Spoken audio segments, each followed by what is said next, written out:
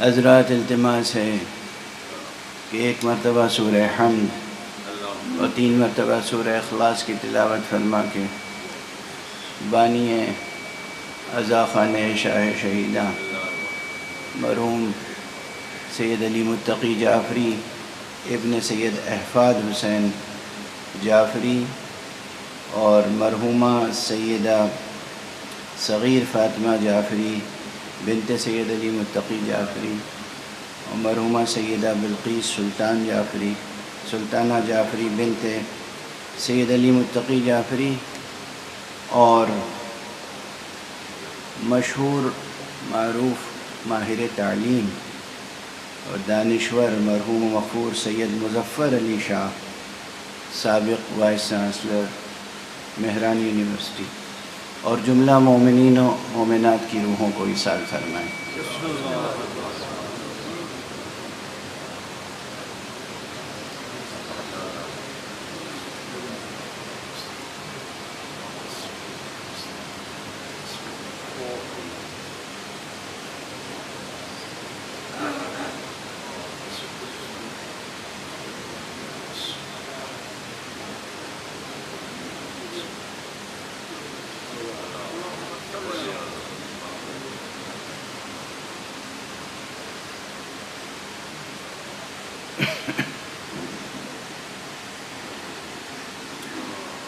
اعوذ باللہ من الشیطان الرجیم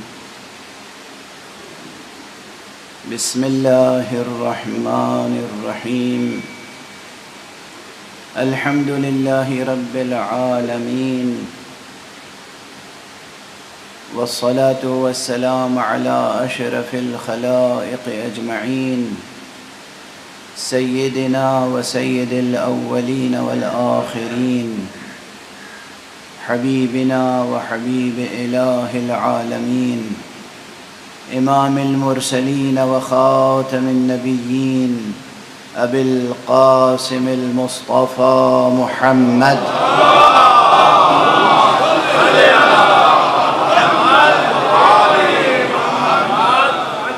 وعلى اہل بیتہ الطیبین الطاہرین الہداة المہدیین المعصومين المظلومين واللعنة الدائمة على أعداء الحق والدين أما بعد فقد قال الله تعالى عز اسمه في محكم كتابه ومتقن خطابه بسم الله الرحمن الرحيم ألم نشرح لك صدرك ووضعنا عنك وزرك الذي أنقض ظهرك ورفعنا لك ذكرك صدق الله العلي العظيم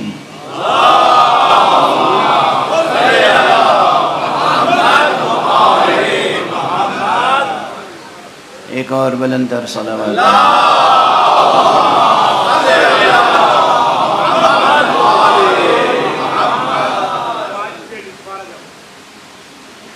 عنوان گفتگو اذہان عالیہ میں محفوظ ہوگا۔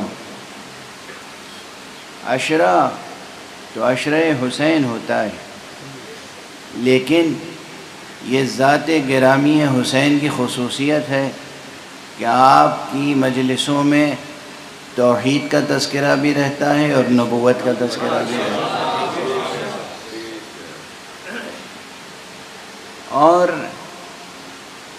مختلف اسالیب میں مختلف انداز سے میں یہ بار بار کہہ چکا ہوں کہ خود یہ سلسلہ مجالس اور یہ جو عزاداری ہے یہ ایک مضبوط سماجی قلعہ ہے جس میں دین محفوظ ہے۔ لوگ آگے بحثیں کرتے ہیں، سنت اور بدعت کی بحثیں کرتے ہیں، میں اس وقت یہ بحث چھیڑوں گا نہیں، تو میرے سامنے بہت سے اور موضوعات ہیں جن کی تکمیل ضروری ہے۔ حقیقت یہ ہے کہ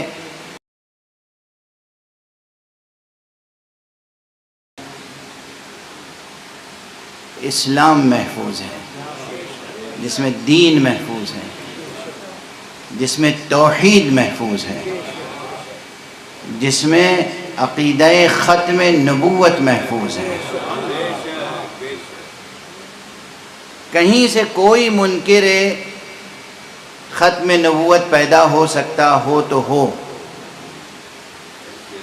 فرش ازا سے، تہذیب ازا سے کوئی کبھی منکر نبوت نہ پیدا ہو سکتا ہے، نہ منکر ختم نبوت۔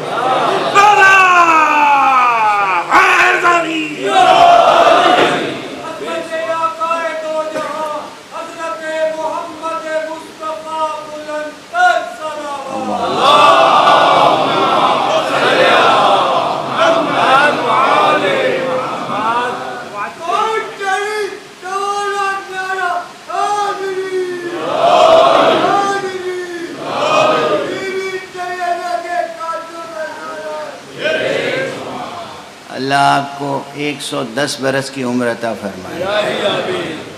ہم عدد نام گرامی علی، آپ کو اندازہ نہیں ہے، میں خود بہت زیادہ انکریج تو نہیں کرتا ہوں کہ مجلس میں بہت زیادہ نعرے لگیں، لیکن ان نعروں کی اپنی اہمیت بھی ہے اور تاثیر بھی ہے۔ اور ایک تاثیر یہ ہے، ابھی لندن میں یہ جملہ کہہ چکا ہوں، اپنا ہی جملہ دہرا رہا ہوں، جب آقا ظاہری طور پہ اس دنیا میں موجود تھے نا، امیر المومنین علی ابن ابی طالب علیہ السلام،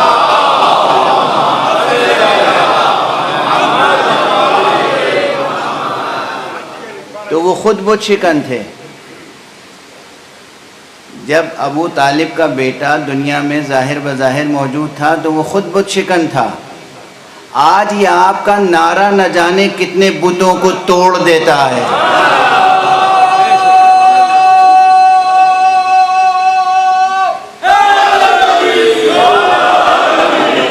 نہ جانے کتنے ذہنوں کے بت ٹوٹ جاتے ہیں، دلوں کے بت ٹوٹ جاتے ہیں، نہ جانے کتنے آستینوں کے بت ٹوٹ جاتے ہیں۔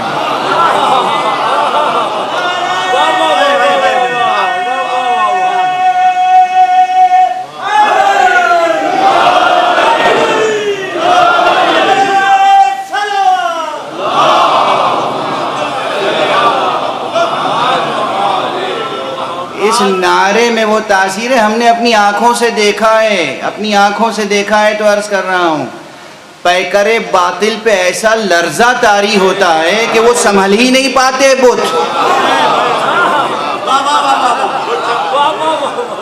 ایسا گر کے پاش پاش ہوتے ہیں، اور پھر ایسا ذلیل ہو کہ وہ ان ٹوٹے ہوئے بتوں کے ریزوں کو چنتے پھرتے ہیں کہ نہ پوچھئے۔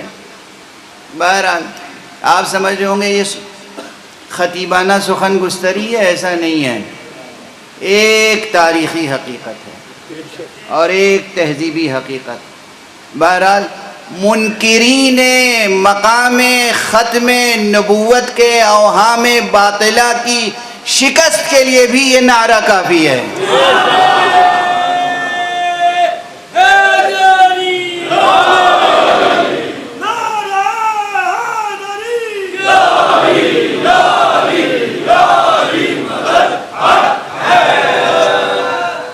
تسلسل زماں میں اس کی گونج ہے، یہ کوئی ضعیف روایت نہ سمجھیے گا، ایک وجودی حقیقت سمجھیے گا کہ وجود مبارک امیر المومنین علی ابن ابی طالب علیہ السلام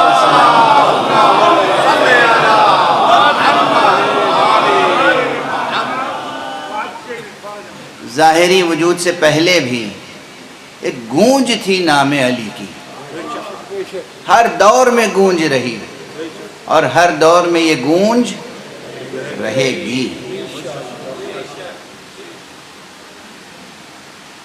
تسلسل زماں کے ساتھ ساتھ، اور تسلسل زماں سے پہلے اور تسلسل زماں کے بعد، یہ تو کل عرض کر چکا نا میں کہ زمانہ کتنا ہی وسیع و عریض ہو، کتنا ہی طویل ہو سلسلہ زماں، مگر ہے متناہی، یعنی محدود، زندگی کا کل وقفہ ایک آنے واحد ہے۔ اب یہاں سے گفتگو آگے بڑھے۔ یہ تو محدود وقت ہے نا، وقت کو سمجھنے کے لیے اب ذرا سا اسی بات کو غور کر لیجئے۔ ہم سب جی رہے ہیں نا، آپ بھی جی رہے ہیں، ہم بھی جی رہے ہیں، اقوام عالم کے افراد جی رہے ہیں، اور جو طبقات ہیں، علماء جی رہے ہیں، فلاسفہ جی رہے ہیں، سائنٹسٹ جی رہے ہیں۔ اچھا، ان کی زندگی کا ایک ظرف زماں تو ہے، وقت جی رہے ہیں، وقت میں جی رہے ہیں، وقت کے ساتھ جی رہے ہیں، وقت ہمارے ساتھ جی رہا ہے۔ پھر بھی وقت کے بارے میں ہر ایک کا نظریہ الگ الگ کیوں ہے؟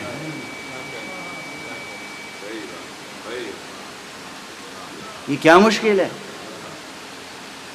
یہ کیا سبجیکٹیوٹی ہے؟ اس میں کیا موضوعیت ہے؟ کیسی گہرائی ہے؟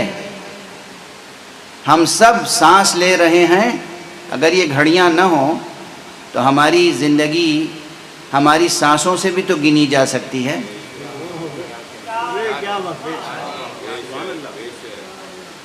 کون کتنے برس جیا وہ بھی آپ نوٹ کر سکتے ہیں، کس نے کتنی سانسیں لی، تب بھی عمر کا ایک پیمانہ تو مقرر ہو جائے گا۔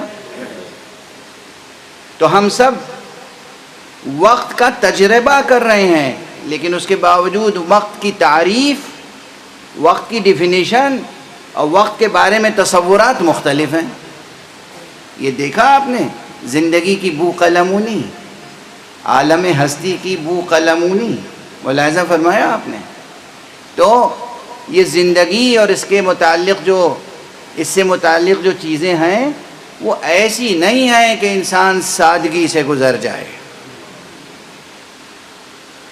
اب جب زمانے سے متعلق گفتگو ہوتی ہے تو ایک طرف تو یہ زمانہ ہے جو گزر رہا ہے، ایک لمحہ آیا گزر گیا، تو وہ جو گزر گیا وہ لمحہ اب موجود ہے نہیں، اب نیا لمحہ آ گیا، وہ گزر گیا، نیا لمحہ آ گیا۔ خود یہ گزرتا ہوا وقت کسی ثابت حقیقت کو اپنے اندر لے کیسے سکتا ہے؟ ایک فلسفیانہ مسئلہ ہے، مشکل مسئلہ ہے۔ جو چیز خود ثابت نہ ہو، بس ایک اب پھر مجبور ہوں کہ ادبی تعبیر یا شاعرانہ تعبیر اختیار کروں، لیکن عام فہم ہے، بہت عام فہم۔ آپ چھلنی میں پانی لے کے کتنی دیر ٹھہر سکتے ہیں؟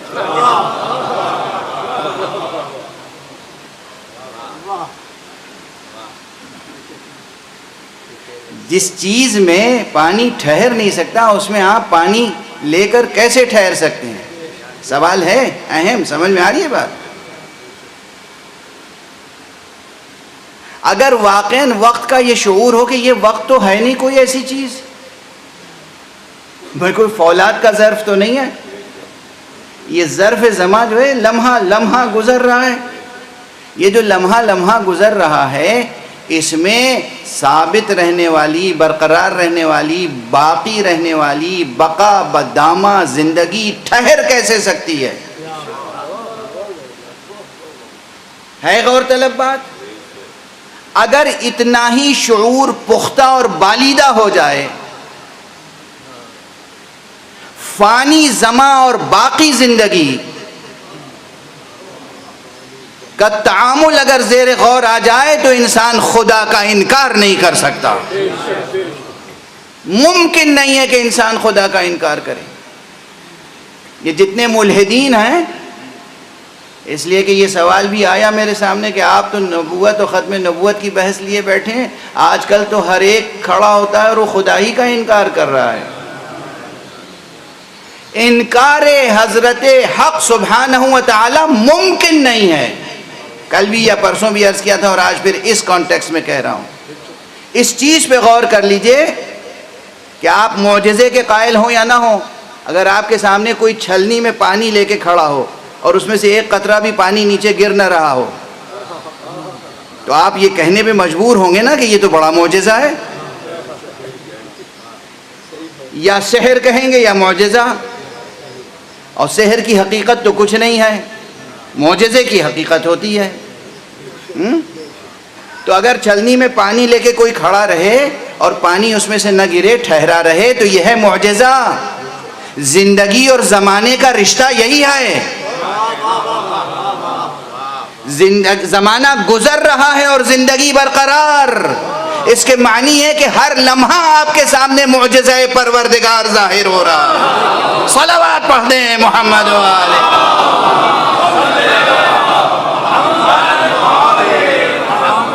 نعرہ تکبیر، نعرہ تکبیر، نعرہ رسالت، نعرہ رسالت، نعرہ حیدری، نعرہ حیدری، اور محمد و آل محمد بلند تر صلوات.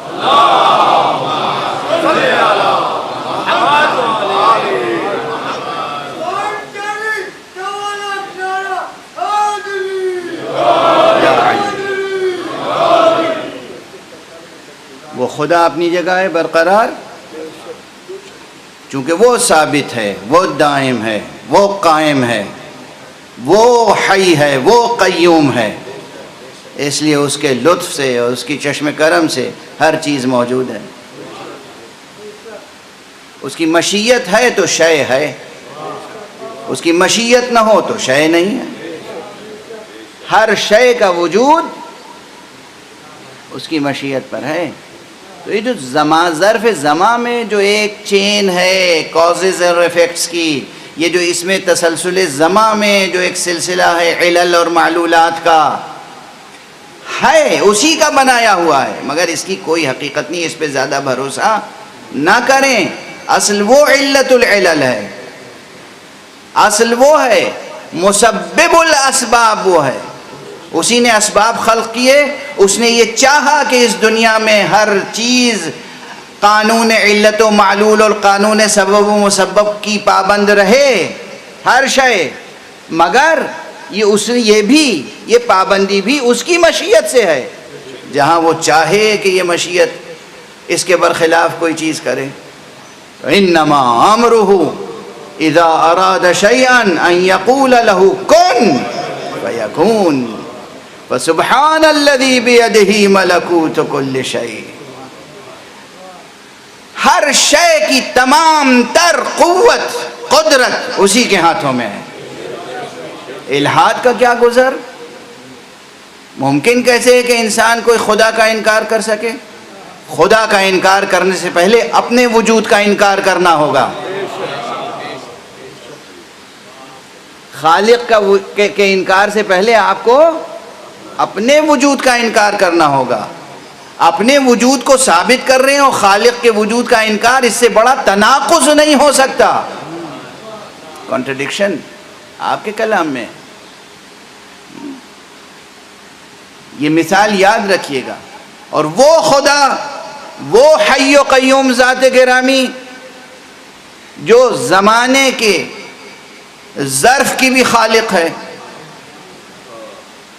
وہ کتنا ہی طویل سلسلہ زماں ہو، مگر اس پورے سلسلہ زماں پر کسی ایک صاحب خاتمیت کو اقتدار بخش دے تو یہ چیز ہرگز قابل استعجاب نہیں ہے. خدا کو جب قبول کر لیا آپ نے تو پھر اس میں کسی تعجب کی گنجائش نہیں ہونی چاہیے کہ ایک ہی ہے خاتم النبیین. نبوت اسی سے شروع ہوئی، اسی پر ختم ہوئی. حقیقت نبوت منحصر ہے ذات مصطفیٰ صلی اللہ علیہ وآلہ وسلم میں.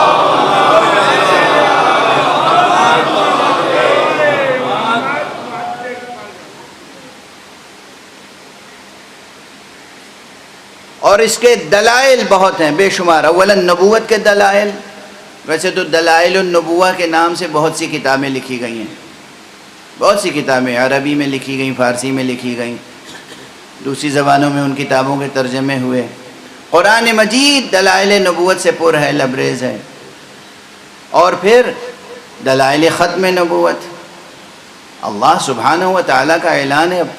شروع کے مومنین کتنے متقی اور صاف دل اور صفائے ذہن رکھنے والے اور اہل یقین تھے، ان کے لیے ایک آیت کافی تھی مسئلہ ختم نبوت کے لیے، کہ بھئی اللہ سبحانہ و تعالیٰ نے فرما دیا ہے وَمَا كَانَ مُحَمَّدٌ أَبَا أَحَدٍ مِّن رِّجَالِكُمْ وَلَكِنْ رَسُولَ اللَّهِ وَخَاتَمَ النَّبِيِّينَ۔ یہ آیت قرآن مجید میں سورہ مبارکہ احزاب میں موجود ہے۔ وَكَانَ اللَّهُ بِكُلِّ شَيْءٍ عَلِيمًا، اللہ ہر شے کا علم رکھنے والا ہے۔ وہ اعلان فرما رہا ہے کہ یہ پیغمبر، یہ محمد ابن عبداللہ، یہ تمہارے مردوں میں سے کسی کے والد نہیں ہیں، بس یہ اللہ کے رسول ہیں اور خاتم النبیین ہیں۔ اور جب خاتم النبیین کہہ دیا تو گویا یہی خاتم المرسلین بھی ہیں، کیونکہ رسول کا تصور تو نبی کے تصور سے اخص ہے، محدود تر ہے۔ پہلے کوئی نبی ہوگا تب رسول ہوگا، جب نبوت ہی ختم ہو گئی تو پھر رسول کا سوال پیدا نہیں ہوتا۔ یہی خاتم النبیین ہے، یہی خاتم المرسلین ہے، یہی امام النبیین ہے، یہی امام المرسلین۔ ہم کیوں کہتے ہیں امام المرسلین؟ معنوی اعتبار سے، علمی اعتبار سے، عرفانی اعتبار سے، ہر لحاظ سے امام ہیں۔ کائنات ہستی کے امام مصطفیٰ صلی اللہ علیہ وآلہ وسلم۔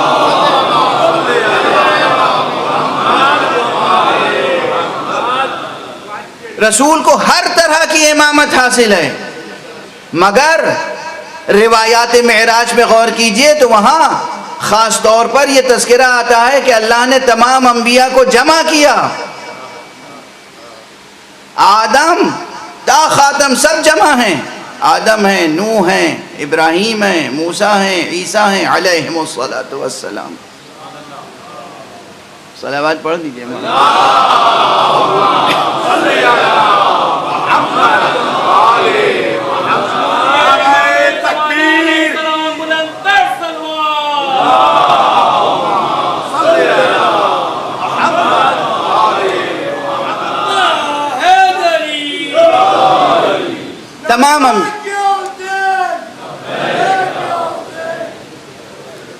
تمام انبیاء موجود، اور رسول، ہمارے رسول، وہ رسول کے جن کو اللہ نے سند دی ہے کیا مقام میں؟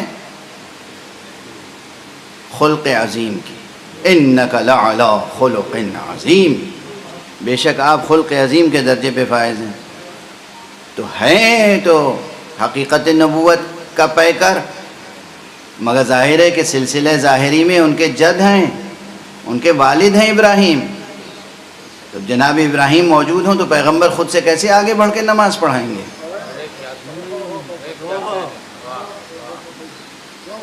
یہ مشکل ہے نا۔ ویسے تو سبھی ان سے سابق ہیں، سبھی ان سے پہلے گزرے ہیں۔ الفضل للمتقدم، جو پہلے گزرا ہو اس کا فضل و شرف اپنی جگہ۔ آدم بھی قابل احترام، نوح قابل احترام، تمام، لیکن ابراہیم بطور خاص، کیونکہ جناب ابراہیم نبی بھی ہیں، رسول بھی ہیں، امام بھی ہیں، خلیل اللہ بھی ہیں۔ کتنے شرف جناب ابراہیم کو حاصل ہیں، اور براہ راست جد پیغمبر، والد پیغمبر ہیں، اب وہ بھی موجود، اس لیے پیغمبر اپنی جگہ کھڑے ہوئے تھے۔ جبرائیل آئے اور انہوں نے پیغمبر کا ہاتھ پکڑا، کہا تشریف لائیں، نماز آپ پڑھائیں گے۔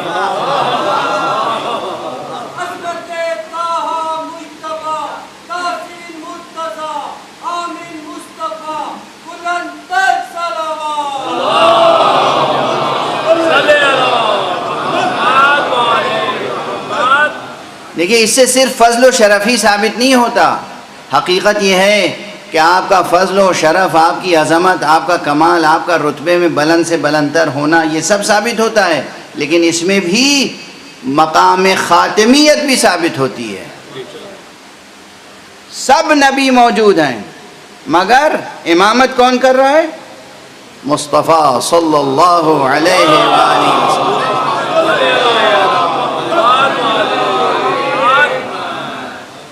اب ایک پورا مکتب ہے جو آیات کے مفاہیم و مصادیق میں بھی بحثیں کرتا رہتا ہے اور احادیث کا انکار کرتا رہتا ہے، اور احادیث کے مدلولات میں بحث ہوتی ہے۔ میں جانتا ہوں ان سب مطالب کو اور بہت غور سے سنتا ہوں اور پڑھتا ہوں، خاص طور سے جو معترضین خدا پر، نبی پر اعتراض کرتے ہیں، دین اسلام پہ اعتراض کرتے ہیں، قرآن مجید پہ اعتراض کرتے ہیں، ان سب کے اعتراضات بہت غور سے پڑھتا ہوں اور سنتا ہوں اور غور کرتا ہوں۔ ایسا نہیں ہے کہ میں غور نہ کرتا ہوں، لیکن اس کے بعد نتیجہ یہ حاصل ہوتا ہے کہ وہ کچھ بھی نہیں ہے سوائے حرف باطل کے، حرف باطل۔ قرآن مجید کی یہ ایک آیت جو ابھی آپ کے سامنے میں نے تلاوت کی، ولیکن رسول اللہ و خاتم النبیین، یہ ایک آیت تمام گزشتہ نسلوں کے لیے کافی ہوتی تھی کہ وہ مانتے تھے رسول آخری پیغمبر ہیں۔ ختم ہوئی بات۔ کیوں؟ اللہ نے کہہ دیا ہے۔ اب وہ جو 20ویں صدی آئی، اس میں لوگ مفکر پیدا ہونے لگے اور دانشور اور روشن فکر، اور کوئی اٹھا اور اس نے دین اسلام کے ریکنسٹرکشن کی بات شروع کر دی، جیسے آپ کا گھر ہو اور آپ ریکنسٹرکٹ کر رہے ہوں۔ ارے بھائی، وہ خدا کا دین ہے، خدا کے دین کی روشنی میں آپ اپنی فکر کو ریکنسٹرکٹ کریں، اپنی فکر کی روشنی میں خدا کے دین کو ریکنسٹرکٹ نہ کریں۔ تو جو پچھلی نسلیں تھیں وہ اس بات کی قائل تھیں کہ اللہ نے کہہ دیا آخری نبی ہیں تو آخری نبی ہیں۔ واضح ہے، یہ ایک آیت کافی تھی ان کے لیے۔ جو اس سے زیادہ وضاحت چاہتے تھے ان کے لیے رسول کی حدیث آئی، لیکن خدا کی قسم کیا حدیث آئی!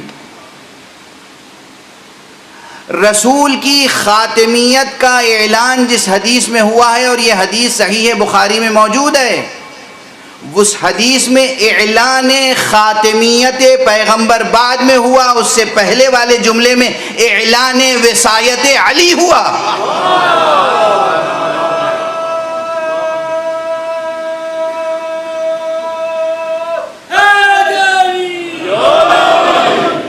اسی لیے میں عرض کیا کرتا ہوں کہ مقام ختم نبوت کی سب سے بڑی مہر تو علی ابن ابی طالب کی ذات گرامی ہے۔ یہ صحیح بخاری میں حدیث ہے، اور اب یہ تو ایک معیار کی بات ہے، معیار مان لیا گیا ہے، اس لیے حوالہ دیتا ہوں۔ اگر اس میں نہ بھی ہوتی اور حدیث صحیح ہوتی تو حدیث صحیح ہے۔ بہت سی صحیح حدیثیں اس انتخاب میں نہیں آئیں تو کیا ہم اسے نہ مانیں؟ وہ تو ایک انتخاب ہے نا، لاکھوں میں سے کچھ حدیثوں کا انتخاب، تو یہ انتخاب ہی تو رہے گا۔ یہ انتخاب اس بات پہ دلیل نہیں ہوگا کہ اس کے علاوہ جو کچھ ہے وہ سب اب ضعیف ہو گیا۔ یہ غلط علمی روش ہوگی۔ صحیح علمی روش یہ ہے کہ بھئی یہ انتخاب ہے، اور ایک فرد کا انتخاب ہے۔ اجماع اور شورا پر یقین رکھنے والے ایک شخص کے انتخاب پر کیسے اتنے بڑے فیصلے کر سکتے ہیں؟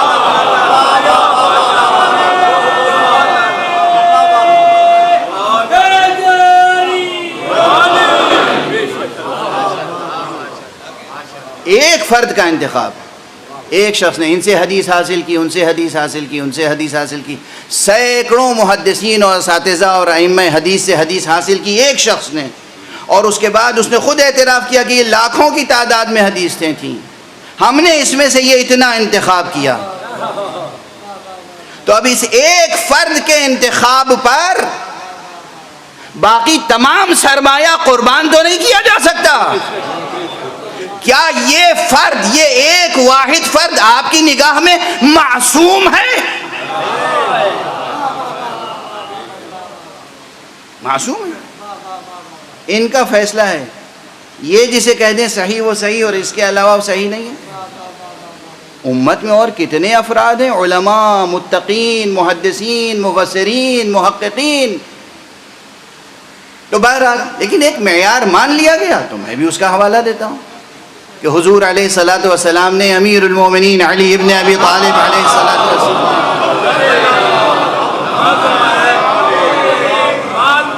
کو خطاب کر کے ارشاد فرمایا. اب ظاہر پورا پس منظر آپ میں سے اکثر کے ذہنوں میں ہوگا، میں دہرانا نہیں چاہتا ہوں. کوئی ایک موقع تھا کہ جب آپ نے یہ فرمایا، اور ہماری تحقیق یہ ہے کہ ایک سے زائد مرتبہ فرمایا، یا علی انت منی بمنزلت ہارون من موسیٰ الا انہ لا نبی بعدی. اے علی تمہاری منزلت میری نسبت سے وہی ہے جو ہارون کی نسبت موسیٰ کی ذات سے تھی، بس یہ ہے کہ میرے بعد نبوت نہیں ہے. تو میں نے صحیح کہا تھا نا، عبارت یہی ہے نا، الا انہ لا نبی بعدی بعد میں ہے. اس کے معنی ہے کہ وصایت علی برہان مقام خاتمیت ہے. صلوات پڑھ دیں محمد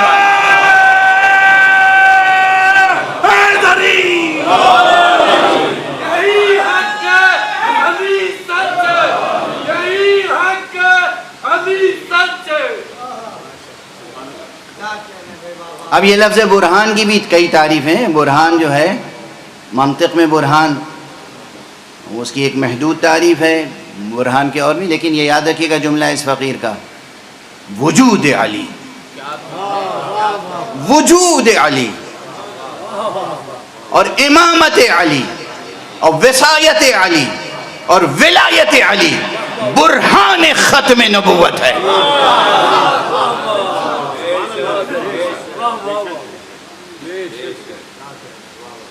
اور اسی لیے یہ بھی یاد رکھیے گا، جیسے ابھی میں عرض کر رہا تھا کہ جس طرح حقیقت توحید وحدانیت مخصوص ہے ذات خدا کے لیے،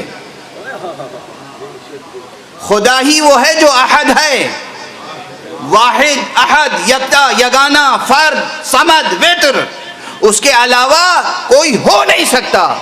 شبہ ابن کمونہ کی کوئی گنجائش نہیں ہے. اہل فن ہوتے تو پھر شبہ ابن کمونہ پہ گفتگو ہوتی. خدا ایک ہی ہے، اور اسی طرح حقیقت نبوت پوری منحصر ہے ذات مصطفیٰ میں، لیکن اس کے مظاہر بہت ہیں. آدم بھی اس کا ایک مظہر، نوح بھی اس کا ایک مظہر، ابراہیم بھی اس کا ایک مظہر، موسیٰ بھی اس کا ایک مظہر. یہ سب نبی ہیں، یہ سب نبی ہیں، جبکہ حقیقت نبوت منحصر ہے ذات مصطفیٰ میں. بالکل یہی کیفیت پھر ان کے وسیع کی ہے کہ حقیقت ولایت منحصر ہے ذات علی میں. اسی لیے خدا کی قسم کہیں بھی کسی بھی تعلق سے ولایت کا عنوان زہر بحث آئے تو ذہن صرف ایک ذات کی طرف جاتا ہے، علی. علی کا تصور جب تک قائم نہ ہو، ولایت کی اصل اور ولایت کی فرع کوئی چیز اسٹیبلش نہیں ہوتی. حالانکہ اصل ولی تو اللہ سبحانہ و تعالی ہے. وہ مشہور جو آیت ہے اس میں بھی یہی ہے، آپ میں سے ہر ایک کو یاد ہوگی، اور اگر یاد نہیں ہے تو یاد ہونی چاہیے. ایک مومن کے نگین دل کا نقش ہے، انما ولیکم اللہ ورسولہ والذین آمنوا الذین یقیمون الصلاة ویؤتون الزکاة وہم راکعون. تو اس میں سب سے پہلے کس کی ولایت کا تذکرہ ہے؟ حقیقت ولایت منحصر ہے کس ذات میں؟ اللہ. اللہ اللہ اللہ کی ذات پاک ولی ہے اصل میں. اچھا اسے یوں سمجھ لیجئے، بات آ گئی تو اصل یہ حقیقت ہستی کیا ہے، یہ وجود کیا ہے؟ یہ وجود ہوتا اگر اللہ موجود نہ ہوتا. اصل وجود تو اللہ کا ہے، چونکہ وجود اس کی ذات میں منحصر ہے اور اس کے قبضہ قدرت میں ہے، تو وہ جسے وجود دے گا وہی موجود ہوگا۔ اس کے علاوہ کہیں سے کوئی کسی بازار سے وجود لے کے نہیں آ سکتا۔ یہ وجود کہیں نہیں بکتا بازار میں، نہ اس دنیا میں، نہ مریخ پر، نہ چاند پر، نہ مشتری پر، کہیں وجود کا بازار نہیں ہے۔ وجود اللہ جسے وجود دے گا وہی موجود ہوگا۔ اسی طرح جب اللہ نے ولایت بھی اپنی ذات میں منحصر کر لی، انما ولیکم اللہ، بس تمہارا ولی اللہ ہے، تو اب اللہ کے علاوہ کوئی ولی ہو ہی نہیں سکتا جب تک کہ خود اللہ اسے ولی نہ بنائے۔ زبان کے ساتھ دل بولا، زبان کے ساتھ دل بولا، ہر ایک میزان میں تولا، نعرہ حیدری، آواز بلند صلوات۔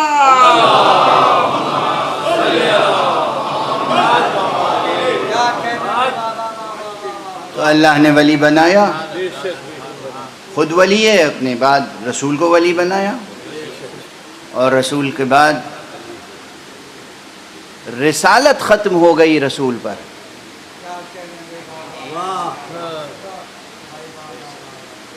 نہیں، جو لوگ بحثیں کرتے ہیں میری سمجھ میں نہیں آتا کیوں کرتے ہیں، کس لیے کرتے ہیں۔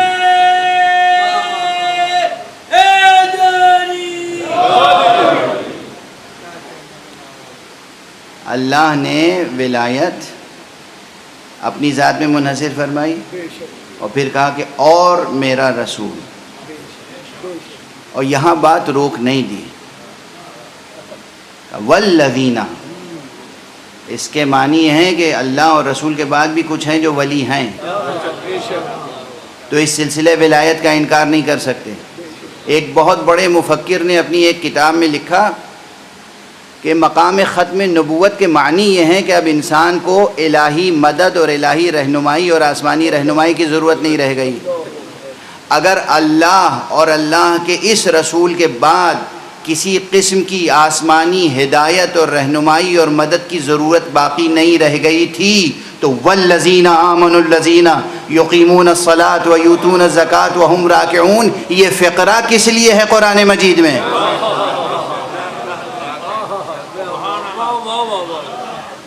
قرآن مجید ہی میں تو ہے۔ اجاؤ پھر وہ لفظ ولی اسی روٹ ورڈ سے مولا نکلا ہے، حالانکہ لفظ مولا میں اور بھی بہت سی بحثیں ہیں، بعض ایسی بحثیں ہیں جو شاید آپ کے گوشے مبارک تک اب تک نہ پہنچی ہوں، تو انشاءاللہ کل یا پرسوں کی گفتگو میں وہ بھی گزارش کروں گا کہ لفظ مولا سے متعلق کتنی باتیں ہیں۔ لیکن بہرحال یہاں پر پھر سمیٹ کے گفتگو ایک نقطے پر لے آؤں، اللہ ہے، اللہ کے وجود کا انکار نہیں کیا جا سکتا، اللہ نے انبیاء کا سلسلہ قائم کیا، اللہ کی طرف سے جو نبی آئے ان میں سے کسی ایک کا بھی انکار نہیں کر سکتے آپ، ہر ایک کو تسلیم کرنا پڑے گا، ہر ایک کا احترام رکھنا پڑے گا، ہر ایک کی حرمت رکھنی پڑے گی۔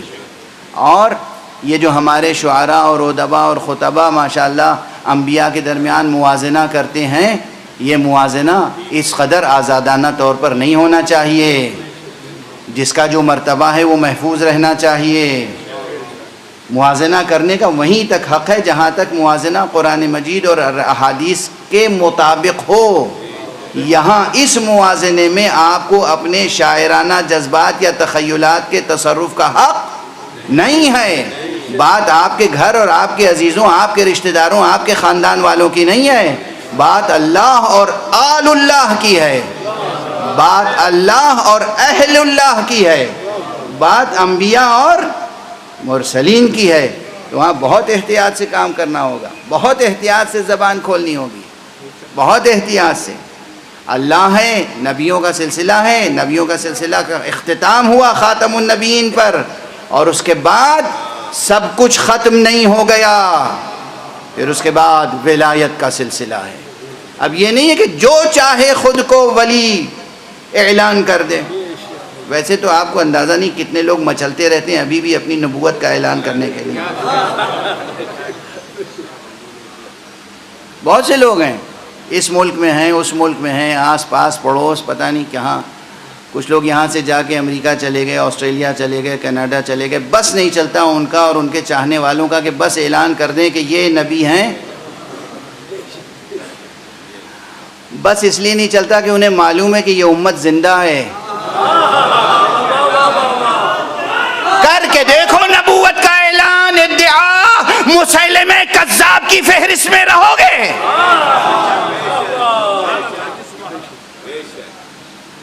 آسان ہے نبوت کا اعلان. اور جیسے نبوت کا اعلان نہیں کر سکتے، ہاں یہ اور بڑا مسئلہ.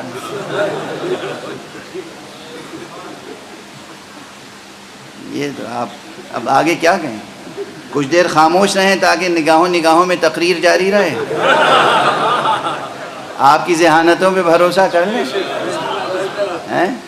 خدا کی قسم، اللہ جسے ولایت عطا نہ کرے وہ ولی نہیں ہو سکتا. جس طرح ساری دنیا مل کے کسی بت کو خدا نہیں بنا سکتی،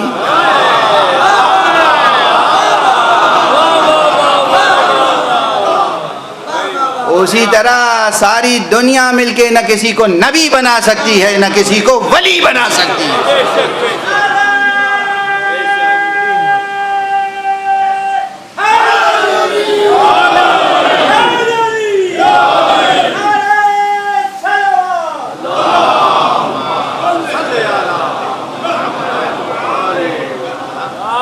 نبوت اپنے تمام مفہوم میں ختم ہو چکی. نبوت اپنے تمام شؤون کے ساتھ تمام ہو چکی. اب کوئی نبی آ ہی نہیں سکتا.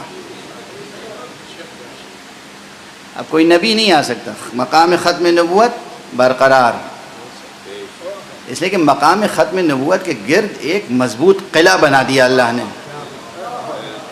اس قلعے میں 12 دروازے ہیں.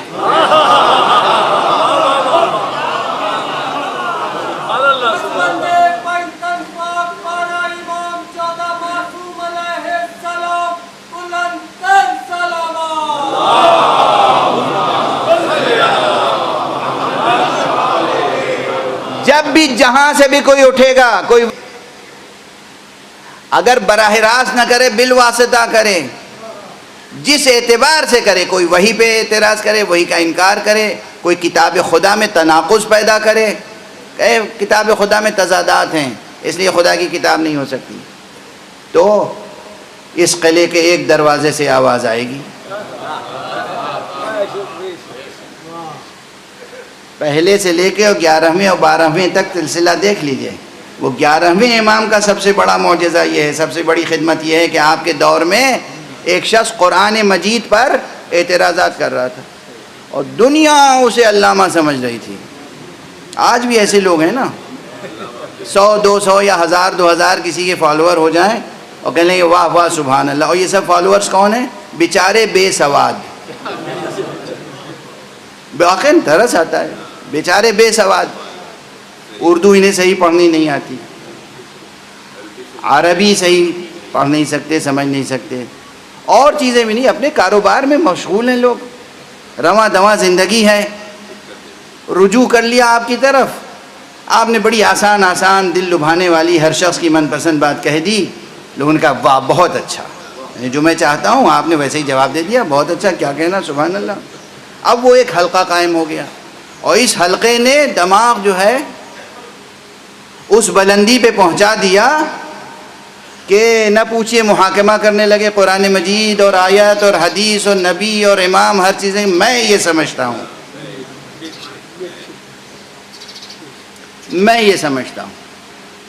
تو بعض فقروں سے ایسا لگتا ہے کہ وہ یا ان کے چاہنے والے تو یہ چاہتے ہیں کہ بس ان کے نبی ہونے کا اعلان کر دیں. لیکن یاد رکھیے، کر کے دیکھ لیجئے، شوق پورا کر لیجئے. ہم رکاوٹ نہیں بنتے؟ بڑا اچھا خوبصورت جملہ کہہ دیا انہوں نے کہ جنت میں اور وسعت پیدا ہو جائے گی۔ ارے وہ تو پہلے ہی سے محروم جنت ہے، محروم بہشت ہے۔ جو علی سے منحرف ہوا، اللہ اور اللہ کے رسول کا وعدہ ہے علی سے کہ تمہارے دشمن کو ہم جنت میں جگہ نہیں دیں گے۔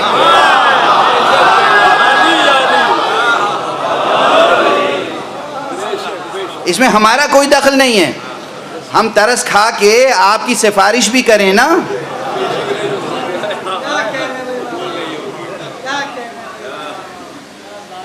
ہم ترس کھا کے آپ کی سفارش بھی کریں تو ہماری سفارش کہیں نہیں پہنچے گی۔ یہ اللہ کا وعدہ ہے، اللہ کے رسول کا وعدہ ہے علی سے کہ تمہارے دشمن کو ہم جنت میں جگہ نہیں دیں گے۔ اگر اللہ اور اللہ کے رسول کے وعدے اور اعلان کا بھی پاس و لحاظ نہیں ہے تو آپ کتنے بڑے مسلمان ہوں، فہرست کہیں اور آپ کا نام کسی اور فہرست میں نظر آئے گا۔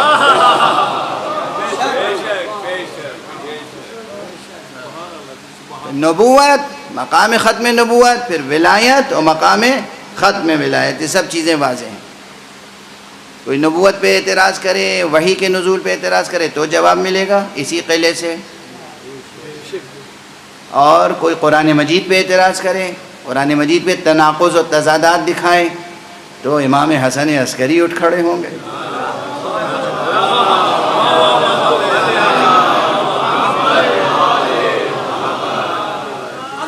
اور اس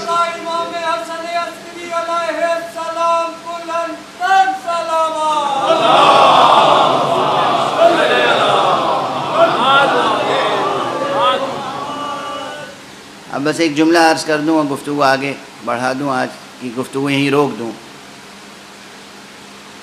ایک جلیل القدر عالم و مفکر و ادیب و دانشور مجھے بہت یاد رہتے ہیں ہمیشہ، وہ ہیں جناب مولانا ابوالکلام آزاد۔ اب وہ سیاسی باتیں الگ ہیں، کچھ لوگ ادھر کے انہیں پسند نہیں کرتے، کچھ لوگ ادھر کے بھی انہیں پسند نہیں کرتے، وہ سب الگ باتیں ہیں۔ مولانا ابوالکلام آزاد انتہائی روشن ضمیر مفکر تھے اور نہایت بلند پایا ادیب، مفکر بھی ادیب بھی۔ ان کی بہت سی کتابیں، اردو لٹریچر کے اسٹوڈنٹس عموماً ان کی ایک کتاب یاد رہتی ہے، غبار خاطر، ان کے خطوط کا مجموعہ۔ لیکن تفسیر بھی لکھی انہوں نے، حالانکہ مکمل نہیں کر سکے، اور اس تفسیر میں بھی بعض نئی بحثیں اٹھائیں تحقیقی۔ اس کے علاوہ ان کی ایک کتاب ہے تذکرہ، کتاب کا نام ہے تذکرہ، کافی ضخیم کتاب ہے، لیکن اس میں ایک مقام پہ لکھتے ہیں وہ، اور انتہائی محبت اور ادب و احترام کے ساتھ لکھا ہے وہ، کہ خدا کی قسم توحید پر، دین پر، اسلام پر، میں اپنے ترجمے گویا اسے بھی ترجمہ سمجھیے، ان کی عین عبارت تو اس وقت مجھے یاد نہیں ہے، رٹی ہوئی تو نہیں ہے، کہتے ہیں اسلام پر، توحید پر اور ان مطالب پر جتنے بھی اعتراضات قیام قیامت تک ہو سکتے ہیں، ذرا یقین دیکھیے گا ایک شخص کا، قیام قیامت تک جتنے بھی اعتراضات ہو سکتے ہیں ان سب کے جوابات حضرت امام محمد باقر اور امام جعفر صادق علیہم الصلاۃ والسلام کے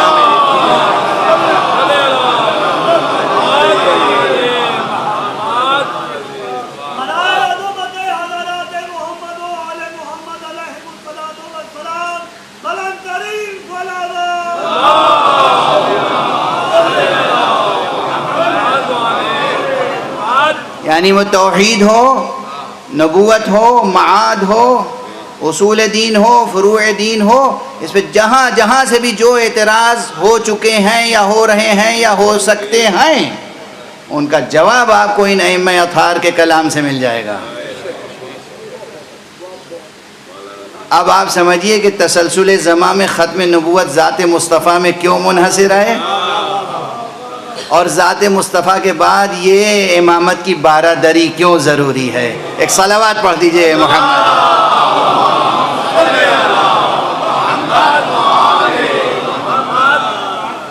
بس گفتگو تمام.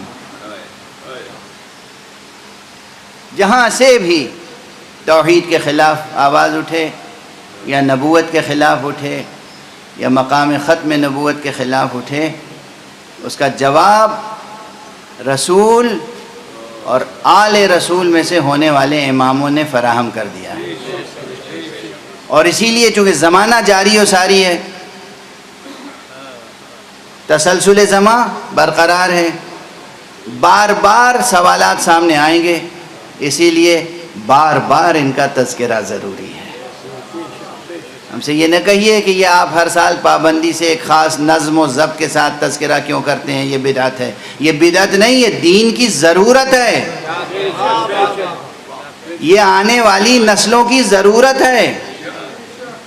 یہ جتنے شکوک، شبہات، سوالات اللہ کے بارے میں، رسول کے بارے میں، قرآن کے بارے میں، نبوت، ختم نبوت کے بارے میں، معاد کے بارے میں، یہ جتنے سوالات پیدا ہوتے ہیں ذہنوں میں، ان کا جواب اس منبر سے دیا جاتا ہے.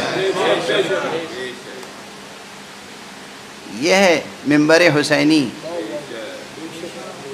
اور صرف نظریاتی جواب نہیں دیا جاتا، صرف تھیوریٹیکل باتیں نہیں ہوتی، ہم تو زندہ کرداروں کو مثال میں پیش کرتے ہیں. زندہ کردار، اور ایسے ایسے کردار. آج 3 محرم ہے، لیکن میرا جی چاہ رہا ہے کہ میں آج کسی معصوم یا کسی معصوم زادے کی شہادت کی طرف آپ کا ذہن نہ لے کر جاؤں، بلکہ آج اس کردار کی طرف ذہن لے کر جاؤں جو کردار دنیا کے تمام عام انسانوں کے لیے ایک مثالی کردار ہے. آقا حسین کے اصحاب میں کچھ تو بنی ہاشم کے جوان تھے، لیکن سب تو نہیں تھے بنی ہاشم سے، سب نبی یا نبوت کے گھرانے سے نہیں تھے، بلکہ کچھ وہ تھے کہ جو وہی عام قبائل سے تھے. وہ عام قبائل کے افراد بھی جب انہوں نے اپنے وقت کے ولی کو پہچان لیا، اپنے وقت کے امام کو پہچان لیا، جان رسول کی عظمت کا ادراک کر لیا، مقصد حسین کی معرفت انہیں ہو گئی حاصل، تو پھر کس کس طرح سے وہ حسین کی طرف آئے ہیں. اور ہمارے یہاں ہر سال آپ سنتے ہیں یہ سب تذکرے، لیکن یاد رکھیے جو لوگ آقا حسین کی قربانی کو ہلکا سمجھ کے، ایک معمولی سا واقعہ تھا، لوگوں نے اسے داستان سرائی، واعظوں نے اسی کی داستانیں بنا بنا کے. ارے آپ یہ بتائیے، یہ معمولی بات تھی، آقا حسین کا واقعہ معمولی واقعہ تھا کہ حر اپنی سلطنت و اپنے اقتدار کی تمام سہولتوں کو ٹھوکر مار کے آقا حسین کی خدمت میں آ گیا. ایک حر کے فیصلے پر اگر غور کر لے انسان، بس گفتگو تمام ہو گئی. آپ حضرات کی آوازیں بھی بلند ہیں اور آنکھیں اشک آلود ہیں. حر، قیام قیامت تک حر کا تذکرہ بھی ہوگا انتہائی عظمتوں کے ساتھ. وہی حر جس کے لیے اس کی زبانی خود بعض کتابوں میں یہ روایت آئی ہے کہ جب حر گھر سے نکلا ہے عبید اللہ ابن زیاد کے فرمان پر، تو وہ جا رہا تھا امام حسین علیہ السلام کی راہ روکنے کے لیے، مگر اس نے سنا، وہ کہتا ہے میں نے سنا کہ پیچھے سے کوئی آواز دے رہا ہے، حر بشارت ہو تمہیں، جنت کی بشارت ہو. اللہ اکبر، اللہ اکبر. خود حیرت زدہ تھا کہ میں تو نہ جانے کس مہم پہ جا رہا ہوں، کیسی مہم پہ جا رہا ہوں، حکومت کی نوکری ہے، میں جا رہا ہوں فرزند رسول حسین ابن علی کے مقابلے پر. وہ حسین جن کے لیے رسول نے کہا ہے الحسن والحسین سیدہ شباب اہل الجنہ. حسن اور حسین تو جوانان جنت کے سردار ہیں. ہم جوانان جنت کے سردار کے مقابلے پہ جا رہے ہیں اور پیچھے سے آواز آ رہی ہے، اور تمہیں جنت کی بشارت ہو. یہ آواز کوئی معمولی آواز نہیں تھی. یہ بات حر کو اس وقت سمجھ میں آئی جب صبح عاشور نمودار ہوئی. اس حر نے امام کو کس قدر نزدیک سے دیکھا تھا، امام کے حسن اخلاق کو کس طرح دیکھا تھا، کیسا پیاسا لشکر لے کے آیا تھا حر، اور کس طرح آقا نے سیراب کیا اس کے لشکر کو.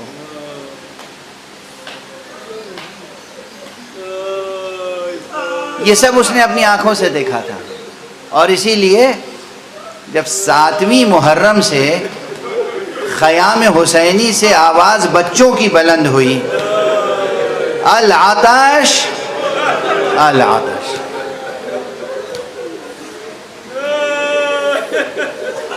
رات کے سناٹے میں بچوں کی آواز آ رہی ہے، امو جان ہم پیاسے ہیں، چچا عباس ہم پیاسے ہیں، بابا حسین ہم پیاسے ہیں، بابا ہم پیاسے ہیں. یہ آوازیں سن رہا ہے. 7ویں گزر گئی، 8ویں گزر گئی، اور حر کا ضمیر بے چین ہو رہا ہے. یہاں تک کہ شب عاشور آ گئی. شب عاشور کا یہ منظر آپ خطبہ سے سنتے رہتے ہیں کہ اس کے خیمے میں دسترخوان لگایا گیا، اس کے بھائی، بیٹے، اس کے غلام سب منتظر ہیں، اور دیکھ رہے ہیں کہ حر کے چہرے کا عالم کچھ اور ہے. چہرے کا رنگ اڑا ہوا ہے، حالت دیگرگوں ہے. خیام حسینی کی طرف رخ ہے، گھوڑے پہ بیٹھا ہوا ہے حر، زمین پر نہیں، گھوڑے پہ، اور کسی کی بات جیسے سن ہی نہیں پا رہا ہے. غلام آیا، آقا دسترخوان لگ چکا ہے، جیسے حر نے سنا ہی نہیں. ایک بار، 2 بار غلام آیا، چلا گیا. پھر بیٹا آیا، بابا دسترخوان لگ گیا. اب جب بیٹا آیا نا، حر کیسا سعادت مند تھا. حر نے اپنے بیٹے کا نام بھی علی رکھا تھا، علی ابن حر، اور حر کے بھائی کا نام مسلم تھا، حر ریاحی، مسلم ریاحی، علی ابن حر ریاحی. بیٹا آیا. جب بیٹا آیا تو حر نے بیٹے کو قریب بلایا اور کہا کہ میں کچھ سن رہا ہوں، تمہیں بھی سنائی دے رہا؟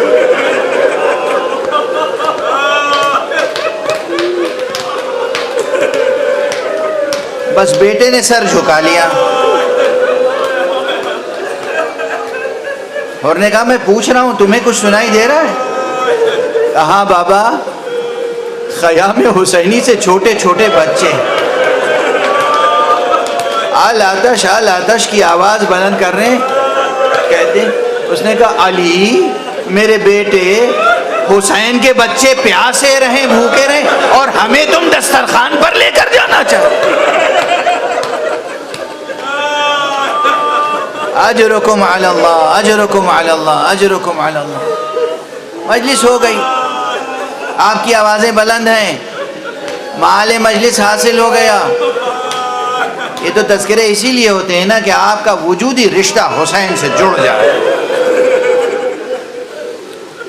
اس پیکر حق سے ہمارا رشتہ ہمیشہ برقرار رہے. اور یہ شب عاشور جو تھی، اس نے بھی بھوک اور پیاس کے عالم میں گزاری. اب روایتوں میں اختلاف ہے، تاریخ کی کتابوں میں تو بہت کچھ اختلاف ہے. میں اسی لیے تاریخ نہیں پڑھا کرتا. کہتے ہیں کہ شب گزر گئی، صبح نمودار ہوئی. رات کی تاریکی میں نہیں گیا حر، صبح نمودار ہوئی. آیا عمر ابن سعد کے سامنے اور کہا تیرا کیا فیصلہ ہے آخری؟ کیا حسین سے جنگ ہی ہوگی؟ یہ حر کا یہ عمل بھی نا، یہ اس آیت پر عمل کے مصداق کہ جہاں کہا کہ وَتَوَاصَوْا بِالْحَقِّ وَتَوَاصَوْا بِالصَّبْرِ، تاکید کرنے کیا، توصیہ، کیا حسین سے جنگ کرو گے؟ اور کیا کس قدر سخت اور پرشقاوت دل سے نکلنے والا جواب سنا ہے اس نے. ہاں حر، جنگ ہوگی اور ایسی جنگ ہوگی کہ ہماری تلواروں سے لوگوں کے سر اڑتے ہوئے نظر آئیں گے. ایک عجیب شدید لحن میں، شدید لہجے میں عمر ابن سعد نحس نے جواب دیا. حر پلٹا اور اب اس نے رخ کیا خیام حسینی کا. ابھی تک لہجہ اس کا متوازن بلکہ قوی تھا، پرقوت لہجے میں گفتگو ہو رہی تھی عمر سعد سے، لیکن اب جو پلٹا اور خیام حسینی کا رخ کیا تو سر کو نہڑا لیا. وہ ساری علامتیں اور نشانیاں اس نے اختیار کی کہ جو ایک نادم، ایک شرمندہ، ایک تائب اختیار کرتا ہے. ادھر آقا حسین تھے، کوئی اور تو نہیں. آقا حسین نے بھی اپنے جوانوں سے کہا دیکھو استقبال کرو، کوئی مہمان آ رہا ہے. علی اکبر اٹھو دیکھو کوئی آ رہا ہے. عباس اٹھو آگے بڑھو دیکھو کوئی آ رہا ہے. حر آیا. حر کے ساتھ قدماء نے تذکرہ نہیں کیا ہے، لیکن متاخرین میں سے بعض معتبر علماء نے تذکرہ کیا ہے. اب یہ میں کیوں پڑھ رہا ہوں، یہ ایک الگ بحث ہے. کہتے ہیں حر تنہا نہیں تھا، حر کے ساتھ حر کا بھائی مسلم ریاحی بھی تھا، حر کے ساتھ اس کا بیٹا علی ابن حر ریاحی بھی تھا، اس کے ساتھ اس کا غلام وہ بھی تھے. آقا کی خدمت میں آئے کہ ابن رسول اللہ، اے فرزند رسول، کیا میری توبہ قبول ہو سکتی ہے؟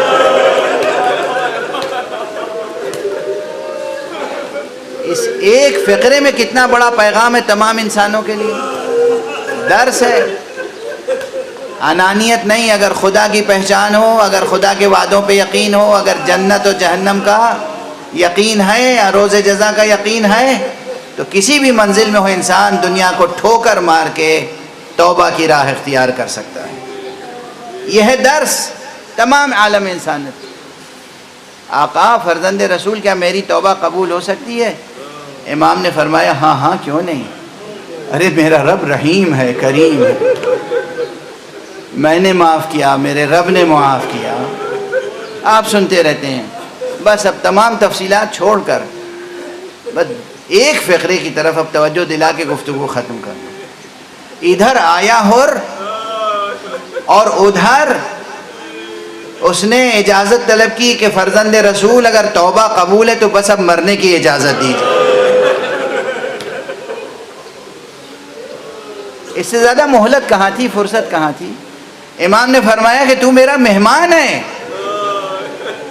کہا آقا آپ کو روکنے والا بھی میں ہی ہوں. گویا پہل تو میں نے کی ہے نا آپ کے خلاف اقدام میں، اس لیے اب آپ کی طرف سے قربان ہونے میں بھی میں ہی پہل کروں گا. امام سے اجازت لی.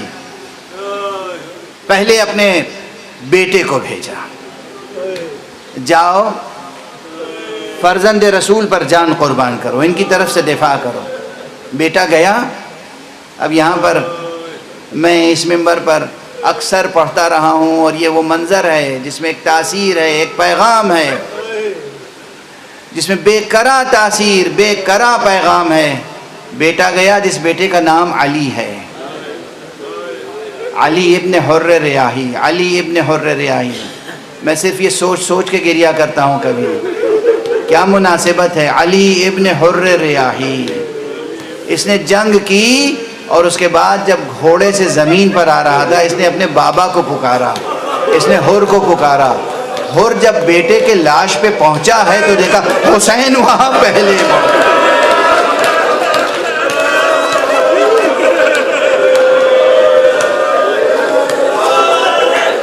حر تڑپ گیا. حر نے کہا فرزند رسول گنہگاروں پر یہ احسان، یہ کرم. کہا حر مجھے معلوم ہے بوڑھے باپ سے جوان بیٹے کا لو.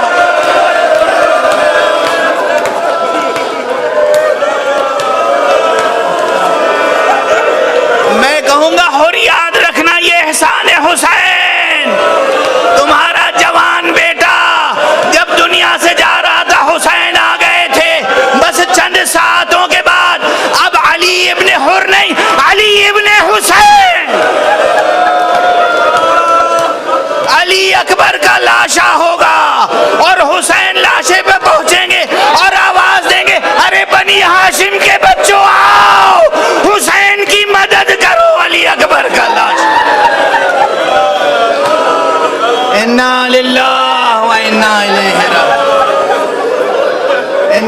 للہ و انا الیہ راجعون انا للہ و انا الیہ راجعون رضا بقضائہ و تسلیما لامرہ۔ پروردگار ہمیں علوم قرآن اور معارف اہل بیت سے آشنا فرما۔ پروردگار ہمارے سینوں میں ہمارے دلوں میں ہمیشہ چراغ توحید روشن رہے، ہمارے ہاتھوں میں ہمیشہ دامان ختم نبوت رہے، ہمارے قدم ہمیشہ صراط مستقیم ولایت پر گامزن رہیں۔ پروردگار ملت مسلمہ ایران پر کرم فرما، ان کے شہداء کے درجات کو شہداء کربلا کے طفیل میں بلند سے بلندر فرما۔